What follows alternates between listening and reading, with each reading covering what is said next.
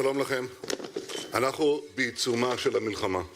אנחנו הצבנו יעד ברור להשמיד את היכולות הצבאיות והשלטוניות של החמאס.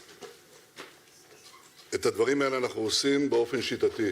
קודם כל, שלב הבלימה שהסתיים. השלב השני, כתישה מן האוויר, שנמשך כל הזמן.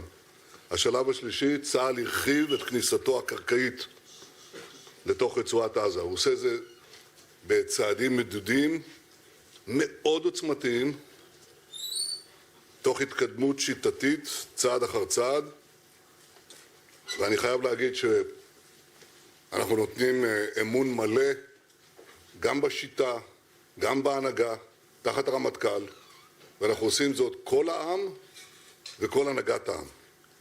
יהיו גם צעדי המשך, אי אפשר לפרט אותם כאן, אבל אנחנו מדברים עליהם בתוך קבינט המלחמה. במקביל אנחנו פועלים להרתיע באופן אקטיבי את חזית הצפון, ואני חזר ואומר לחיזבאללה, אתם תעשו את טעות חייכם. אם תחליטו להתערב באופן מלא במערכה, אתם תספגו מכה שאתם לא יכולים אפילו לדמיין. במקביל אנחנו ממשיכים את המאמצים לשחרר את החטופים, גם במהלך התמרון, והתמרון אפילו מייצר אפשרויות להשיג שחרור, ואנחנו לא נחמיץ אותם. המערכה הזאת תיקח זמן. יהיו מהמורות, יהיו קשיים, יהיו אבדות, יהיו גם הפתעות. אבל בסופה אני מבטיח לכם דבר אחד. החמאס יוכה שוק על ירך. החמאס יובס. תהיה עזה אחרת. עכשיו, לצורך זה, אנחנו זקוקים לאורך רוח, אנחנו זקוקים לזמן. כדי לייצר את הזמן, אנחנו צריכים גם להבטיח תמיכה מדינית. אני בקשר כמעט יומיומי עם נשיא ארצות הברית. הצוות שלנו מדבר עם המקבילים שלהם כל הזמן.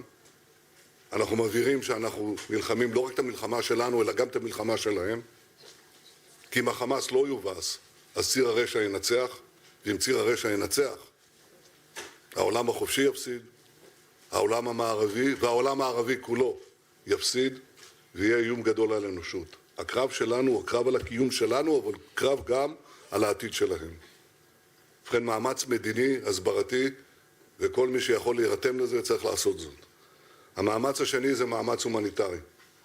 גם משום שזה נכון מהותית, וגם משום שזה נכון מבחינת סיוע לכוחותינו. אנחנו מנסים לנייד את הכוחות, או יותר נכון את האוכלוסייה, לדרום הרצועה. עשינו שם סייף זון, אזור בטוח. לשם אנחנו רוצים לנתב את הסיוע ההומניטרי. אנחנו עושים זאת, ואנחנו גם מתאמים זאת עם ידידינו האמריקנים. זה תהליך גם הוא שלוקח זמן. המאמץ השלישי זה המאמץ הכלכלי. שר האוצר תכף יפרט בעניין הזה. אני יודע שאתם, השרים, עושים עבודה גדולה מאוד. תמשיכו, נצטרך לעשות הרבה יותר. זה יעלה הרבה כסף, וזה שיקול משני בעינינו.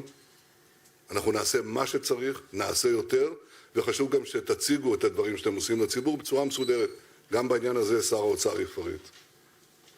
אני חושב שמעל הכל מה שדרוש זה איחוד כוחות. אנחנו הקמנו ממשלת חירום לאומית למלחמה. העם מאוחד כרגע, כפי שהוא מעולם לא היה. יש רוח לחימה אצל הלוחמים, אני מבקר אותם. אתמול הייתי בחיל הים, הבוקר הייתי אצל הגדעונים, לפני כן הייתי עם כל הכוחות. פשוט לראות אותם, הם חדורים פשוט באש, משום שהם מבינים שאנחנו באמת נלחמים על הקיום שלנו. והאיחוד הזה הוא שיכריע. אני מבקש מכם, כל אחד, אם יש לכם שאלות, הצעות, רעיונות, הדלת שלי פתוחה, תבואו אליי. יש לנו צוות גם שעובד בעניין הזה. אני אשמח לשמוע מכם, אבל העיקר, יחד ננצח. תודה רבה.